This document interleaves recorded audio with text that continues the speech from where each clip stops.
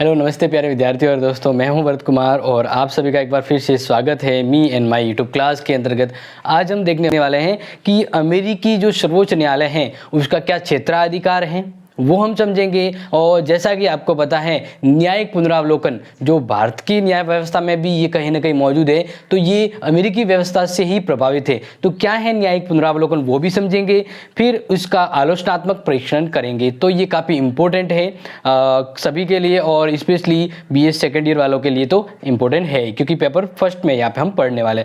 तो जैसा कि पिछले अपने क्लास में मैंने आपको समझा दिया था, लेकिन आज हम देखने वाले हैं कि अमेरिका की जो न्यायपालिका है, ठीक है ना, अमेरिका की जो न्यायपालिका है उसके दो स्ट्रक्चर है जिसको हमने एक लास्ट क्लास में देखा था। आज हम देखने वाले कि अमेरिका की जो सर्वोच्च न्यायपालिका है उसके क्षेत्राधिकार को समझने वाले। क्या समझने वाले हैं? क्षेत्राधिकार। तो अमेरिकी जो सर्वोच्च न्यायपालिका है उसके दो क्षेत्राधिकार होते हैं। एक तो है प्रारंभिक क्षेत्राधिकार, एक क्या है प्रारंभिक क्षेत्राधिकार, और दूसरा है अपीलीय क्षेत्राधिकार। देखिए, क्षेत्राधिकार का मतलब ये कहेंगे एरिया, कि किस एरिया तक उसका प्रभाव जमता है, और प्रारंभिक का मतलब फर्स्ट प्रायोरिटी सर्वोच्च न्यायपालिका को होगी। यानी ये एक तरह से इंपॉर्टेंट पॉइंट के तहत एग्जाम में आएगा, इसलिए ध्यान रखिएगा कि अमेरिकी जो सर्वोच्च न्यायपालिका है उसके पास दो तरह के क्षेत्राधिकार होते हैं। प्रारंभिक यानी जो सीधे तौर पे मूलभूत सर्वोच्च न्यायपालिका के पास आते हैं समाधान को लेकर विवाद। दूसरे हैं अपीलीय क्षेत्राधिकार। अब इन दोनों को समझा रहा हूँ और फिर इसके आगे हम देखेंगे न्यायिक पुनरावलोकन। तो जैसा कि प्रारंभिक क्षेत्राधिकार का, जैसे कि यहाँ पे मैंने हाईलाइट स्टार करके बताया है कि ऐसे विवाद जो अमेरिका के राजदूत से संबंधित हो, या सार्वजनिक मंत्रियों से संबंधित हो, वाणिज्य दूतों से संबंधित विवाद पक्ष हो, या विदेशी प्रतिनिधित्व से जुड़ा कोई पक्ष विवाद हो, तो उन विवादों का जो निपटारा है वह अमेरिकी सर्वोच्च न्यायालय में किया जाता है। यानी ये एक प्रारंभिक क्षेत्राधिकार हो गया। यानी सीधी तरह से पहल कहाँ पर होगी इसके विवादों की, पक्ष की सुनवाई कहाँ होगी? सर्वोच्च न्यायपालिका में होगी, ठीक है ना। और इसका जो मुख्यालय वगैरह मैं आपको बता दिया था वाशिंगटन में, ध्यान रखिएगा। इसके अलावा इसमें और होता है कि प्रारंभिक क्षेत्राधिकार में एक तो ये विवाद आते हैं। दूसरे विवाद की बात करें तो दूसरे विवाद में अमेरिकी संघ से जुड़ा विवाद, या फिर अमेरिकी संघ या इसके राज्यों से संबंध में जुड़ा कोई विवाद का मुद्दा है, या उससे जुड़े कोई पक्ष हैं, तो उन पक्ष को कहाँ पर लाया जाएगा, यानी उनका विवाद का समाधान कहाँ पर होगा? ये प्रारंभिक क्षेत्राधिकार के अंतर्गत सर्वोच्च न्यायपालिका के अंतर्गत होगा। तो ये तो मैंने आपको बता दिया प्रारंभिक क्षेत्राधिकार दोनों, ठीक है। अब बात करते हैं अपीलीय क्षेत्राधिकार। अपीलीय क्षेत्राधिकार नाम से ही पता है, अपील करने का अधिकार। जैसा कि आपको मैंने बताया था, अमेरिका की जो सर्वोच्च न्यायपालिका का जो स्ट्रक्चर देखें तो इसमें तीन तरह की न्याय व्यवस्था होती है। सबसे जो नीचे होता है वो होता है जिला न्यायालय। क्या होता है? जिला न्यायपालिका होती है। इसके बाद होता है संवैधानिक अपीलीय क्षेत्राधिकार, ठीक है ना, या हम इसको कहें कि यहाँ पर ये एक ऐसी अदालत है जो दौरे पर जाके उनका विवादों का समाधान करती है। तो इस तरह के न्यायालय हो गए, वो कहलाएंगे यहाँ पे दौरा करने वाले न्यायालय। यानी इसके ऊपर का जो न्यायालय है वो दौरा करने वाला न्यायालय कहलाता है, ठीक है। तो पहला ये हो गया। दूसरा हो गया दौरा करने वाले न्यायालय, ठीक है ना, यानी इसके ऊपर के जो न्यायालय हैं। और फिर इसके भी ऊपर यानी सर्वोच्च ऊपर जो है अमेरिका में वो है सर्वोच्च न्यायपालिका। क्या है? सर्वोच्च न्यायपालिका। और इन सर्वोच्च न्यायपालिका को ही हम अपीलीय क्षेत्राधिकार में देख रहे हैं। अब यहाँ पे ये देखना है कि इससे जुड़ा कोई विवाद है, इसकी अपील डायरेक्ट सर्वोच्च न्यायालय में भी की जा सकती है, या फिर इसके विरोध में, इसका जो अपील का विरोध है वो इसके विरोध में अपील न कर सीधा यहाँ पर कर सकता है। यानी एक सिंपल ऐसा मान लीजिए कि अमेरिका के अंतर्गत अधीनस्थ न्यायालयों के खिलाफ अगर आपको अपील करनी है तो ये अपील का क्षेत्राधिकार सर्वोच्च न्यायालय के पास है कि आप इन न्यायालय से जुड़े विवादों के खिलाफ अपील सर्वोच्च न्यायालय में कर सकते हैं, ठीक है। अब यहाँ पर मैं आपको बताना चाहूँगा कि अपीलीय क्षेत्राधिकार का तो मतलब यही हो गया कि अमेरिकी संघ क्षेत्र में जुड़े हर तरह के विवादों की जो अपील सुनने का अधिकार है वह सर्वोच्च न्यायपालिका के पास है। तो इसलिए अपीलीय क्षेत्राधिकार हो गया, यानी सभी की अपील यहाँ पे सुनी जाती है। लेकिन यहाँ पर यह है कि अमेरिका की जो कांग्रेस है उसके द्वारा 1925 के तहत इस अपीलीय क्षेत्राधिकार को अधिनियमित किया गया है, यानी कुछ बदलाव कर दिया गया। उसमें यह कहा गया है, अगर आप ध्यान दें कि अपीलीय क्षेत्राधिकार के अंतर्गत अमेरिका का जो सर्वोच्च न्यायालय वो दो तरह के विवादों को तो मूल तौर से प्रायोरिटी के साथ अपील सुनेगा। दो प्रायोरिटी के तौर पे। जैसा कि आपको मैं बताऊं कि कानून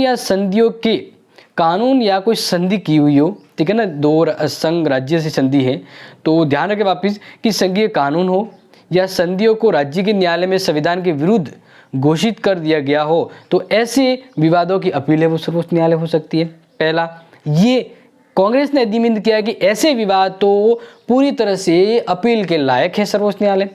फिर बात करें दूसरा एक और विवाद जिसको जरूर रखा गया कि राज्य के किसी कानून को, मान लीजिए इनके 50 राज्य और राज्य के किसी कानून को संघीय न्यायालय के संविधान के किसी कानून के या संधि के विरुद्ध घोषित किया गया है, जबकि राज्य के न्यायालयों हैं वो उन कानूनों को वैध ठहराते हैं, तो अपील यहाँ पर की जा सकती है। तो इस तरह से अपीली क्षेत्राधिकार और प्रारंभिक क्षेत्राधिकार आपको समझ में आ गया होगा। अब बात करते हैं न्यायिक पुनरावलोकन। बिल्कुल न्यायिक पुनरावलोकन के बारे में जान लीजिएगा, क्योंकि एग्जाम में आपकी ये डेफिनेटली आएगा और आपके नोट्स है वो इस चैनल्स के जरिए आप ले सकते हैं, अवेलेबल है। कुछ भी डाउट है, कन्फ्यूजन है तो कमेंट जरूर कीजिएगा और अपने दोस्तों को, अपने फ्रेंड्स को ज़रूर इस चैनल को शेयर ज़रूर कीजिएगा, क्योंकि यह आपके कॉलेज के लिए एक अनूठा चैनल है जो आप पूरी तरह सेक्रीफाइस है आपके लिए। तो अभी आपका भी हक बनता है कि आप इसको प्यार दें और अपने दोस्तों को भी शेयर करें। बात करें न्यायिक पुनरावलोकन, जैसा कि नाम से ही पता है, न्यायिक पुनरावलोकन यानी न्याय को पुनः अवलोकन करना। अब ये कैसे है, तो देखिए इसको हम थोड़ा सा आपको पहले अर्थ समझा देते हैं, इसके बाद आगे बढ़ते हैं, ठीक है ना। ये है न्यायिक। न्यायिक का मतलब न्याय से जुड़ी हुई कोई बातें हैं। पुनरावलोकन का मतलब होता है कि पुनः अवलोकन करना, पुनः अवलोकन करना। अब यहाँ पर यह है कि अमेरिका की अंतर्गत कानून बनाने का अधिकार कांग्रेस के पास है। कानून बनाने का अधिकार किसको है? कांग्रेस को है। तो यही व्यवस्थापिका हो गई। अब मान लीजिए कि कांग्रेस के द्वारा कोई कानून बनाया गया, ठीक है ना, इनके द्वारा कोई कानून बना दिया गया। अब वो कानून बना तो दिया कांग्रेस ने, लेकिन उस कानून से जुड़े कुछ गतिरोध है या उनके द्वारा कानून बनाया गया थोड़ा विवाद वाला कानून है जो शायद अमेरिका के संविधान के अकॉर्डिंग सही नहीं है। तो ऐसे कांग्रेस के द्वारा बने कानून जो संविधान का भी अतिक्रमण कर रहे हो या उस लोक हित में वो कानून सही नहीं हो, तो ऐसे कानूनों की किसके द्वारा जांच की जाती है? न्यायिक पुनरावलोकन का अध्ययन या न्यायिक पुनरावलोकन के अंतर्गत ऐसे कानूनों की क्या की जाती है? जांच की जाती है। और ये जांच करने का अधिकार किसको है? सर्वोच्च न्यायालय को है। किसको है? सर्वोच्च न्यायालय को। समझ में आ रहा है कि नहीं आ रहा है? सिंपल सा है। जैसे हम बात करें अपनी संसद की, हम बात कर ले तो संसद ने कोई कानून बना दिया। क्या बना दिया? कानून। और कानून है वह संविधान के विरोध में काम करने वाला कानून है या लोक हित में वो कानून काम नहीं आ रहा है, तो ऐसे कानून की क्या की जाएगी? जांच की जाएगी या ऐसे कानून की समीक्षा की जाएगी। अगर वह कानून बिल्कुल संविधान के विरुद्ध पाया गया तो ऐसे कानूनों को क्या कर दिया जाएगा? सर्वोच्च न्यायालय के द्वारा रद्द किया जाएगा। तो ऐसे ही कांग्रेस के बने कानून को अमेरिका की सर्वोच्च न्यायपालिका है वह जांच करने के बाद उसे रद्द कर सकती है। क्यों? क्योंकि ये उनके पास एक व्यवस्था है। ये जो सर्वोच्च न्यायपालिका है इन्हें संविधान का रक्षक कहा जाता है। संविधान की रक्षा एवं व्याख्या का ये दो चीजें देखिए, यहां पे कहा गया है कि भले अमेरिकी संघ हो या भारत हो, ज़्यादातर हम यहाँ पे अमेरिकी व्यवस्थाओं को देख रहे हैं, तो अमेरिका के संविधान की रक्षा का जो उत्तरदायित्व है वह किसको दिया गया है? अमेरिकी सुप्रीम कोर्ट को दिया गया है। या अमेरिका के संविधान के कुछ प्रावधान या संविधान की व्याख्या का प्रश्न हो तो उनके संविधान की व्याख्या करने का भी अधिकार किसके पास है? अमेरिका के सुप्रीम कोर्ट को, सर्वोच्च न्यायपालिका को है। ठीक है, तो इस तरह से वह संविधान की रक्षा और इसकी व्याख्या एवं लोकहित को ध्यान में रखते हुए कांग्रेस के द्वारा बने कानून को जांच करती है। अगर गलत पाया जाए तो अमेरिका की जो सर्वोच्च न्यायपालिका है वह ऐसे बने कानून को रद्द कर सकती है। तो अब तक मैंने आपको क्या समझाया? मैंने आपको ये समझाया कि न्यायिक पुनरावलोकन क्या होता है, ठीक है। अब इनसे जुड़े कुछ तर्क, विद्वानों के कुछ कथन और कुछ इंपॉर्टेंट पॉइंट यहाँ पे देखते हैं, और फिर हम ये भी देखने वाले हैं कि अमेरिका में ये न्यायिक पुनरावलोकन कब से उत्पन्न हुआ, क्या इनके संविधान में इसका जिक्र है, वो भी हम देखने वाले हैं। तो अब तक हमने आपको अर्थ तो समझा ही दिया है, और अर्थ से आपको क्लियर हो गया होगा कि न्यायिक पुनरावलोकन एक्चुअल में है क्या, और होना भी जरूरी है। क्यों? क्योंकि अमेरिका में स्वतंत्र न्यायपालिका है। क्या है? स्वतंत्र न्यायपालिका है, और इसी के अलावा शक्तियों का विभाजन किया गया है।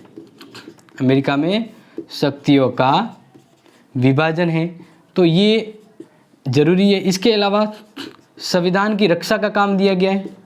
संविधान की रक्षा एवं संविधान की जो व्याख्या है, व्याख्या करने का ये काम न्यायपालिका के पास है। तो इन्हीं चीज़ों को ध्यान में रखते हुए उनके न्यायिक पुनरावलोकन की शक्ति का वह प्रयोग कर सकता है, ठीक है। अब जब अगर इनके कार्यों को देखें तो एक बात यहाँ पे प्रूफ होती है, इनके इस न्यायिक पुनरावलोकन शक्ति का अगर जिक्र किया जाए तो एक बात यहाँ पे प्रूफ हो रही है, जैसा कि जस्टिस फ्रैंकफर्टर ने कही। एक बात जैसा कि मैं आपको यहाँ पे बता ही देता हूँ, अगर प्रश्न आ जाए, आपके प्रश्न ही आ जाए तो आप इस प्रश्न का उत्तर दे सकते हैं, और वही मैं आपको यहाँ पे समझा रहा हूँ। जस्टिस फ्रैंकफर्टर ने एक बात कही थी, ठीक है ना। फ्रैंकफर्टर, यहाँ पे थोड़ा सा इसका नाम का थोड़ा चेंज कर लेते हैं। फ्रैंकफर्टर, जस्टिस फ्रैंकफर्टर ने अमेरिका की न्यायिक पुनरावलोकन की शक्ति और उसके प्रभाव को देखते हुए अमेरिकी न्यायपालिका को क्या कहा है? सरकार का तृतीय सदन, या हम कहें इनकी जो सरकार है मतलब कांग्रेस है। क्या है? कांग्रेस। तो कांग्रेस का तृतीय सदन की उपमा दी है, तृतीय सदन।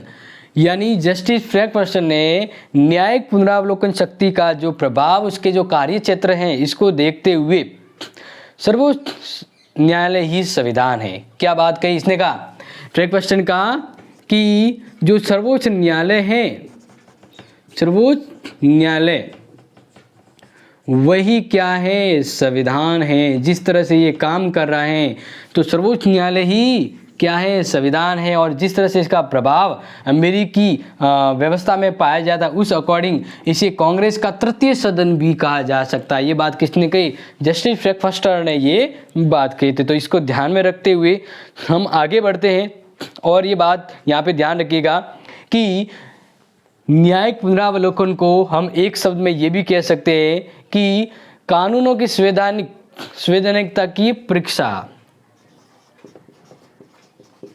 कानूनों यानी अमेरिका की कांग्रेस के द्वारा जो कानून बनाए जाते हैं, कानूनों की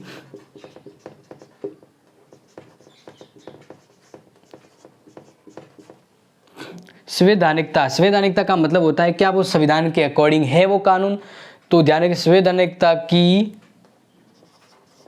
परीक्षा की जाती है।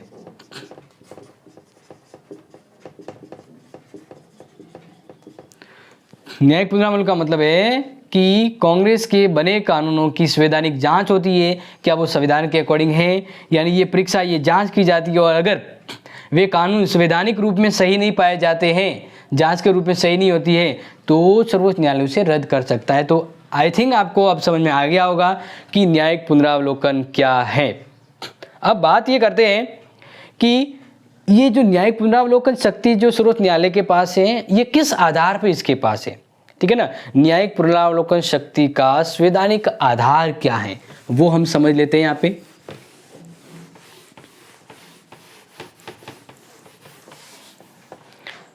तो काफी इंपॉर्टेंट, ध्यान रखिएगा। न्यायिक पुनरावलोकन शक्ति का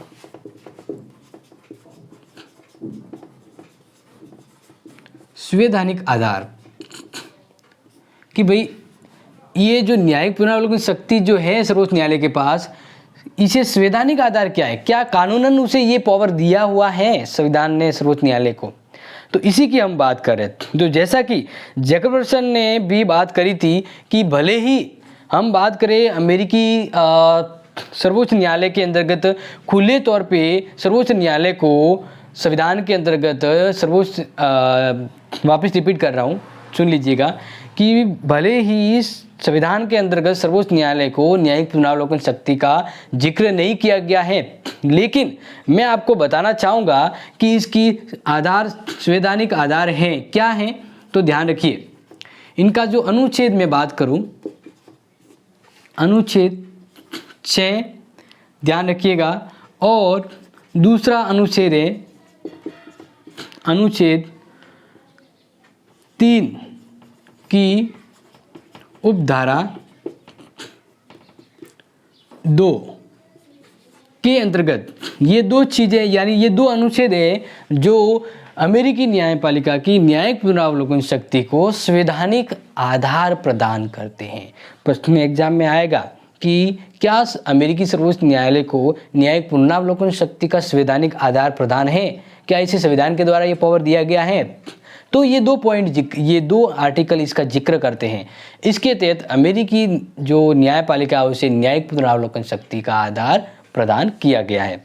ये चीज़ आपको समझ में आ गई होगी। अब बात ये करते हैं कि इसका प्रयोग सर्वप्रथम कहाँ किया गया। न्यायिक पुनरावलोकन शक्ति का प्रयोग अमेरिका में सर्वप्रथम कब किया गया। तो जैसा कि मैं आपको एक विवाद बताऊं, आपने सुना होगा 1803 में अमेरिका के अंदर 1803 में एक विवाद था, और उस विवाद को आप जानते होंगे, और उस विवाद को मैं समझाऊंगा भी, क्योंकि ये विवाद आप हो सकता है आपके एग्जाम में आ जाए। ठीक है, तो विवाद है मारबरी बनाम मेडिसन विवाद।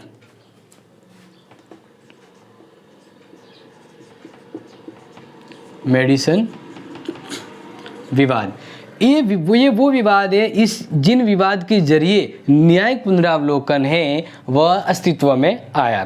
ठीक है, अब ये क्या था इसके बारे में आपको समझाता हूँ कि देखो ऐसा होता है कि 1801 में अमेरिका के अंदर 1801 में वहाँ के राष्ट्रपति एडम्स है, वह कोलंबिया के जिला न्यायाधीश के रूप में मारबरी जो है उसको नियुक्त करते हैं। मतलब एक क्या कहते हैं, एक आर्टिकल एक बनाते हैं, मतलब एक कानून के जैसे दस्तावेज वगैरह कोई होता है, जैसे भी ऑर्डर पास करना। तो अमेरिका के राष्ट्रपति 1801 में अमेरिका के राष्ट्रपति एडम्स से वो मारबरी को कोलंबिया जिला न्यायालय के न्यायाधीश के रूप में उसे नियुक्त करने के लिए आदेश जारी करते हैं। ये आदेश जारी होने से, यानी जिस दिन से लागू होने वाला है, उस लागू होने के पहले ही अमेरिकी राष्ट्रपति का कार्यकाल पूरा हो जाता है। तो फिर जो नए राष्ट्रपति आते हैं वह इस ऑर्डर को चुनौती देते हैं और कहते हैं कि क्या ये इनके न्यायालय के अंतर्गत दिया गया ये ऑर्डर अब वैलिड होगा। तो इसको लेकर विवाद खड़ा हो जाता है, और इसी विवाद के स्वरूप में ये जाना जाता है मारबरी बनाम मेडिसन विवाद। तो अब ध्यान रखिएगा, अमेरिका में ये 1803 की विवाद की घटना है, और यही हमारे न्यायिक पुनरावलोकन के अंतर्गत भी कहीं ना कहीं आपने देखा होगा। अब आपको यहाँ बता देते हैं कि मान लीजिए ये कोई विवाद हो गया, कांग्रेस ने कोई कानून बना दिया, और वह कानून है सही है या गलत, वो तो न्यायपालिका के पास विवाद आता तभी पता लगता है। यानी कांग्रेस ने कोई कानून बना दिया, अब डायरेक्ट ही अमेरिका की सर्वोच्च न्यायपालिका है वह किसी भी कांग्रेस के बने कानून की स्वतः ही जांच नहीं करती है, यानी पहल। तो अमेरिकी जो न्यायपालिका है वह खुद आगे होके पहल नहीं करती है, ये ध्यान रखिएगा। तो अमेरिका की जो सर्वोच्च न्यायपालिका है वो न्यायिक पुनरावलोकन या किसी भी कानून की पुनरावलोकन तभी करती है जब उसके पास कोई प्रतिवादी आता है, प्रतिवादी या व्यक्ति कोई विवाद लेकर आता है तो इस विवाद की सुनवाई के दौरान ही न्यायिक पुनरावलोकन शक्ति का प्रयोग करती है। मान लीजिए नहीं तो फिर दिक्कत हो जाए ना कि भाई देखो कांग्रेस कानून बना लिए और न्यायपालिका उस कानून को रद्द कर रही है, तब तो काम होगा ही नहीं। यानी अगर कांग्रेस ने कानून बनाया है तो वो कानून गलत है या सही है उसकी जांच पहले से आगे होकर न्यायपालिका नहीं करती है। अगर उससे जुड़ा कोई समस्या कोई विवाद खड़ा हो जाए और व्यक्ति न्यायपालिका के पास अपील के रूप में आता है तब न्यायपालिका कांग्रेस के बने कानून की न्यायिक जांच करती है। इसलिए ये थोड़ा सा आप ध्यान रखिएगा। अब मैंने आपको ये चीज़ें आपको बता दी है। एक चीज़ आपको बता देते हैं कि शायद आपने गौर किया होगा, नहीं किया है तो मैं बता देता हूँ कि अमेरिका के अंतर्गत न्यायपालिका के पास 2 अधिकार है, क्षेत्राधिकार। एक अधिकार जो भारत के न्यायपालिका के पास तो है लेकिन अमेरिका की न्यायपालिका के पास नहीं, वो कौन सा है तो वो ध्यान रखिएगा। भारत की न्यायपालिका के पास पावर होता है कि वो भारत के राष्ट्रपति को कानून संबंध परामर्श दे सकती है, या राष्ट्रपति है वो न्यायपालिका से परामर्श मांग सकता है और जो न्यायपालिका है वो अपनी इच्छा से राष्ट्रपति को किसी भी पक्ष में अगर वो मांगे तो इस पर अपनी परामर्श या विचार परामर्श कर सकती है। लेकिन अमेरिका की सर्वोच्च न्यायपालिका के पास राष्ट्रपति को परामर्श देने का अधिकार नहीं होता है। ये थोड़ा सा ध्यान रखिएगा। अब आ जाते सबसे लास्ट में, और लास्ट में आपको यही बता रहे हैं कि न्यायिक पुनरावलोकन अमेरिका में कितना इंपॉर्टेंट है, इसकी आलोचना करते हैं। क्या ये ऐसा तो नहीं है कि ये सरकार के काम में दखलंदाज कर रहा है, सरकार के काम को काम के ढंग से नहीं करने दे रहा है? तो बस वही देख रहे हैं। अमेरिका की अंतर्गत न्यायपालिका के पास जो सुपीरियर पावर है न्यायिक पुनरावलोकन की आलोचना करते हैं।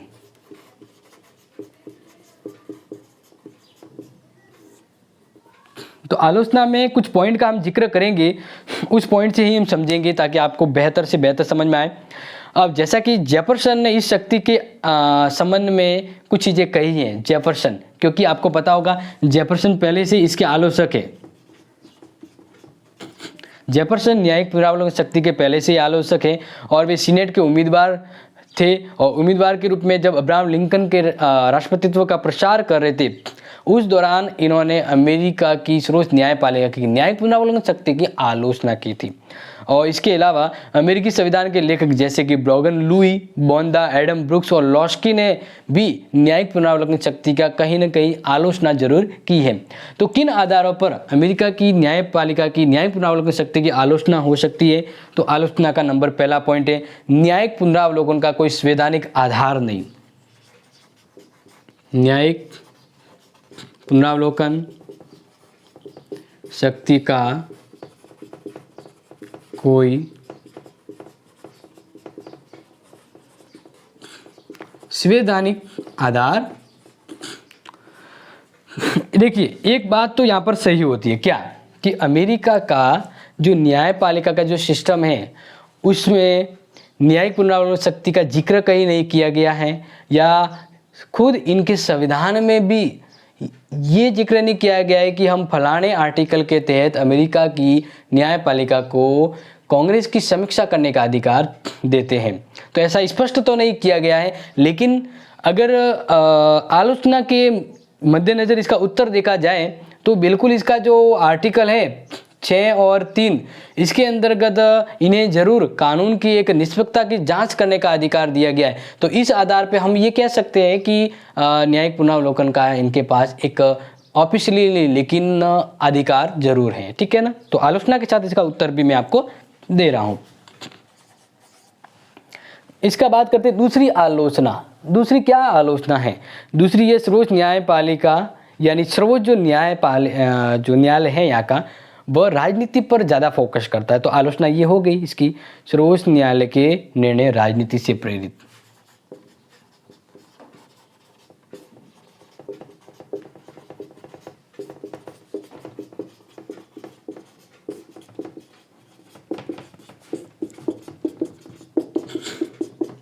बिल्कुल, सर्वोच्च न्यायालय के जो निर्णय अगर राजनीति से प्रभावित होते हैं तो न्यायिक पुनरावलोकन गलत है, क्योंकि न्यायिक पुनरावलोकन का काम है संविधान और लोकहित की रक्षा के लिए कानूनों की जांच करना। लेकिन वह अगर एक सत्ता में आई पार्टी के लिए गलत तरह से अगर न्यायिक पुनरावलोकन कर रही है और इससे राजनीति को फायदा पहुंच रहा है, तो ये न्यायिक पुनरावलोकन की शक्ति जो न्यायपालिका के पास है वो बिल्कुल गलत है और इसकी आलोचना हो सकती है। तो ज़्यादातर अमेरिका में क्या है कि न्यायिक पुनरावलोकन है वो राजनीति से प्रभावित होकर ही होते हैं, तो ये आलोचना का विषय बन जाते हैं। क्योंकि मान लीजिए सरकार के किसी कांग्रेस के बने किसी कानून को अगर गलत सही है लेकिन गलत ठहराना हो तो उसको न्यायिक पुनरावलोकन का आवरण पहना दिया जाता है और उसे गलत रद्द कर दिया जाता है, क्योंकि राजनीति ऐसा चाहती है। तो ये आलोचना बन जाती है, क्योंकि इस फालतू बेमतलब वाले राजनीतिक फायदे के लिए न्यायिक पुनरावलोकन शक्ति का दुरुपयोग होना कहीं ना कहीं ये आलोचना का विषय जरूर बन जाता है। इसके अलावा प्रगतिशीलता में बाधक,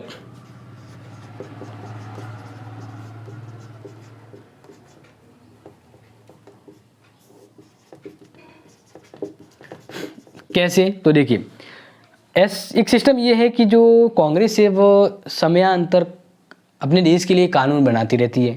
तो अगर वह देश के हित में कानून बना रही है और उसी दरमियान वह कुछ ऐसा अच्छा कानून बनाना चाह रही है लेकिन न्यायपालिका और वहाँ के कुछ व्यवस्थाओं को पसंद नहीं आया, तो वो कांग्रेस के कानून को रद्द करवा सकती है। तो इस तरह से हम बात करें कि कांग्रेस कुछ अच्छा करने जा रही है तो न्यायपालिका ऐसे कानून को रद्द कर देती है, यानी कांग्रेस आगे बढ़ना चाहती है, न्यायपालिका उसे पीछे खींच देती है। तो इसका मतलब क्या हो गया कि अगर कांग्रेस न्यायपालिका के न्यायिक पुनरावलोकन शक्ति के द्वारा अगर वह कांग्रेस के कानून को रद्द करती है तो इसका मतलब वह प्रगतिशील में बाधक बन सकती है। वह प्रगतिशीलता के दौरान अपने कार्यों में रुकावट डाल सकती है कांग्रेस की। क्यों? क्योंकि अगर जैसा बात करें सर्वोच्च न्यायालय आयकर व्यवस्था, न्यूनतम वेतन, उद्योगों को काम करने वाले मजदूरों के काम घंटे, दास प्रथा या ऐसे कुछ संबंधित विधेयक हैं उसको अगर रद्द कर देती है जो परंपरागत से है, जो रूढ़िवादी है, अगर ऐसे कानूनों को अगर ये कानून बनने से पहले ही रद्द कर देती है तो अमेरिका की जो व्यवस्था है वो आगे प्रगति नहीं कर पाएगी। तो न्यायिक पुनरावलोकन ने कहीं ना कहीं आलोचना का कारण ये है कि ये प्रगतिशील में बाधक का कार्य भी कर सकता है। नेक्स्ट बात करें, सर्वोच्च न्यायालय कांग्रेस का तृतीय सदन बन गया है।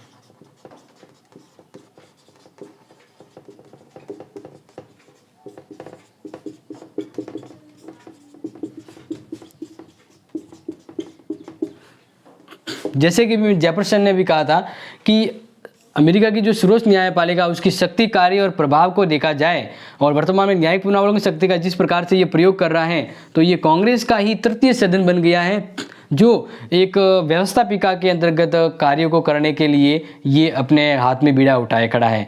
यानी अगर जिसकी सिर्फ संविधान की रक्षा और व्यवस्था करने का काम दिया गया और वह खुद कानून को लेकर ज़्यादा ही एक्टिव हो जाए तो वो एक प्रभावशाली काम उसके हाथ में हो जाता है, जबकि काम कांग्रेस का कार्य है वो कांग्रेस के हाथों में होना चाहिए। लेकिन जिस तरह से ये न्यायिक पुनरावलोकन शक्ति का प्रयोग कर रही है ना, तो ये कांग्रेस का तृतीय सदन बन गया है और हो सकता है ये एक बाधा, एक त्रुटि, एक अव्यवस्था का काम भी करे, ये भी हो सकता है। लास्ट में बात करें कि निर्णय की त्रुटिपूर्ण प्रक्रिया, निर्णय की त्रुटिपूर्ण प्रक्रिया।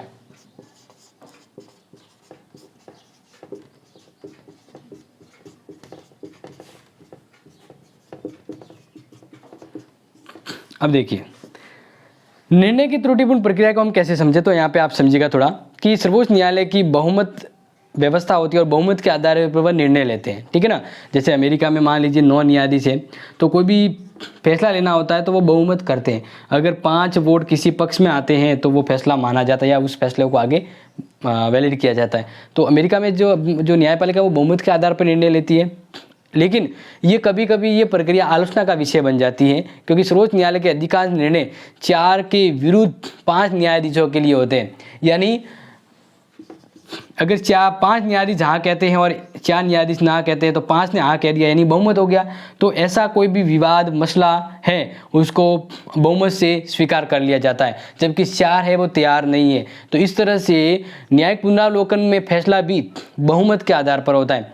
अगर 4 लोग ना है और 5 लोग हाँ भी कह रहे हैं, फिर भी न्यायिक पुनरावलोकन के द्वारा किसी भी तरह के कानून को रद्द किया जा सकता है। तो इनकी जो निर्णय प्रक्रिया है ना, वह काफ़ी त्रुटिपूर्ण है कि बहुमत के आधार पर निर्णय लिया जाता है, जबकि ये एक पूरी तरह से सही नहीं होता है। तो ये 5 पॉइंट मैंने इसकी आलोचना बताई। अब लास्ट में कंक्लूजन है, मैं 3 पॉइंट बता देता हूँ कि इस न्यायिक पुनरावलोकन शक्ति का महत्व क्या है। न्यायिक पुनरावलोकन, ध्यान रखिएगा, न्यायिक पुनरावलोकन का महत्व अमेरिका में देखिए हर चीज़ किसी न किसी वजह से होती है, कुछ कमियां उसमें ज़रूर होती है लेकिन कुछ इंपॉर्टेंट तर्क भी इसमें होते हैं। तो न्यायिक पुनरावलोकन शक्ति से आज विश्व के काफ़ी देश प्रभावित है और अमेरिका की जो व्यवस्था है इसे काफ़ी कुछ देशों ने कुछ सीखा है। तो कहीं ना कहीं इस न्यायिक पुनरावलोकन शक्ति का महत्व जरूर है। पहला क्या इसका महत्व है, देखिए महत्व समझ लीजिएगा। सीमित शासन की कल्पना को साकार करना।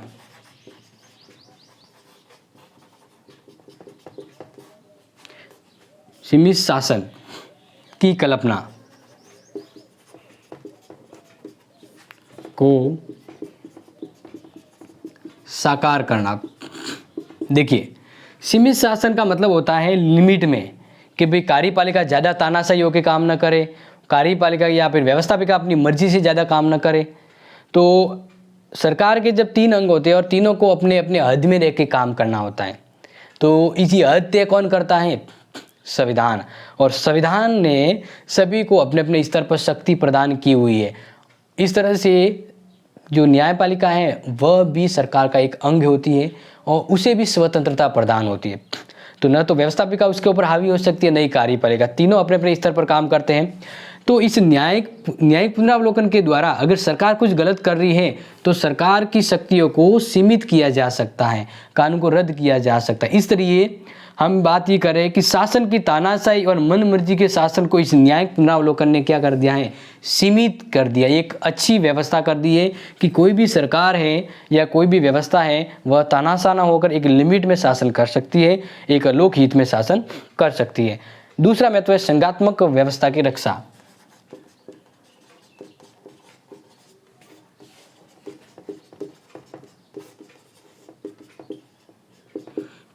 संघात्मक, जिसमें केंद्र होता है और केंद्र के साथ इनके विभिन्न राज्य आपस में जुड़े होते हैं, ये पूरी एक संघीय इकाई होती है। तो अगर संघ सरकार यानी यहाँ का जी संघ सरकार और संघ सरकार हैं वह इन सभी के ऊपर एक संघीय न्यायपालिका भी होती है। तो केंद्र सरकार और राज्य सरकार के मध्य ये जो संबंध है, इस संबंध का ताना बुना है वह सर्वोच्च न्यायपालिका के अंतर्गत होता है। कभी कभी क्या होती है कि केंद्र सरकार व राज्यों के ऊपर हावी हो जाए तो, या 2 राज्य आपस में किसी विवाद को लेकर लड़े, तो फिर इस तरह से एक ये संघ का जो सिस्टम है इसको कौन संभालेगा।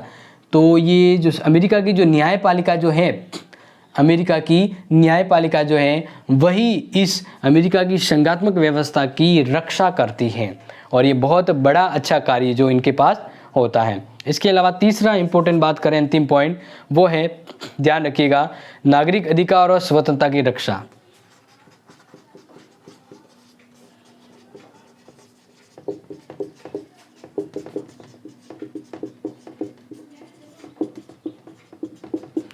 या एक और बात करें कि संविधान को गतिशीलता प्रदान करती है।